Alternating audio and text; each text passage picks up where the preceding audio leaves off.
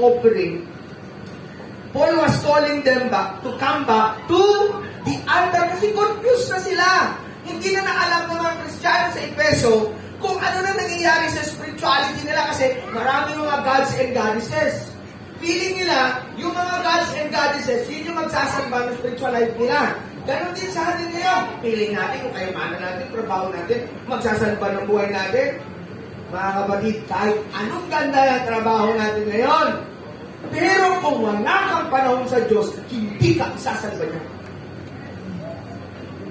Ang purpose natin kung bakit tayo nandito, lumago sa biyaya ng Diyos, lumawak yung ating mga tawag dito, yung mga pamumungan ng banal na Espiritu sa buhay natin.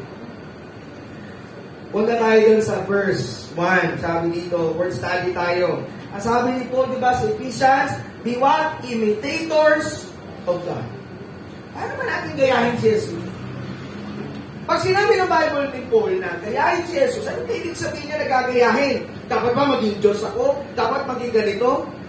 Ang sabi nga, the term mimitai or imitators carries the idea of copying or following the example of someone. Yung pattern ng buhay ng mga Kristiyano, hindi si pastor, hindi si elder, hindi si kung sino man. Sino po ang pattern ng buhay natin, mga kapatid? Sino po? Si Jesus. So, anong reason mo para umalis ka sa church? Kung sa yung pattern ng life, it suggests a deliberate, conscious choice to mirror God's character and behavior. Dati, nung hindi mo pa kilala si Jesus, yung buhay mo ay iba. Ganito yung buhay mo, parang malayo sa prinsipyo ng Kristiyano. Pero nung makilala mo si Jesus, yung buhay niya yung sinusunod mo. Siya ay mapagpatawad. Siya ay mapagpalinuhod, maawain, matulungin. Ano ba? Siya ay hindi panaway. Siya ay maayos sa pakikipag-usap sa mga tao. So imagine mo, pag lahat na nabanggit ko na yun, taliwas yung buhay mo, sino yung sinusundan natin? So take time to reflect about it, mga kapatid. Imitating God means letting His character shape our thoughts. Kaya i-cultivate lagi sa isip natin, sino lang ang isip natin? Decisions, interactions, essentially turning our lives into a living altar of worship. Again, hindi yan nangyayari kung nakaupo ka dyan. Worship ka, kantahan, hindi lang kayo worship.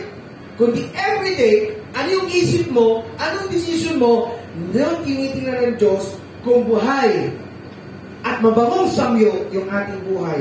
Number 2, live in love. Ang sabi ni Paul sa Ephesians, mabuhay kayo ng pag-ibig, yung word na agape.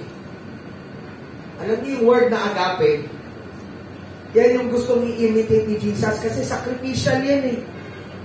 Kung baga parang ganito, mawalan ka na ng pagkain sa potluck para lang may makain yung iba. Nakukuha niyo po ibig ko sabihin.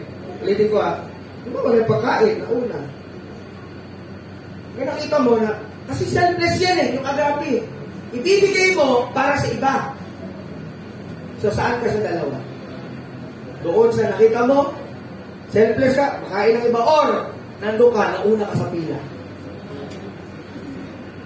Tapos, nakikipag-anuhan ka pa.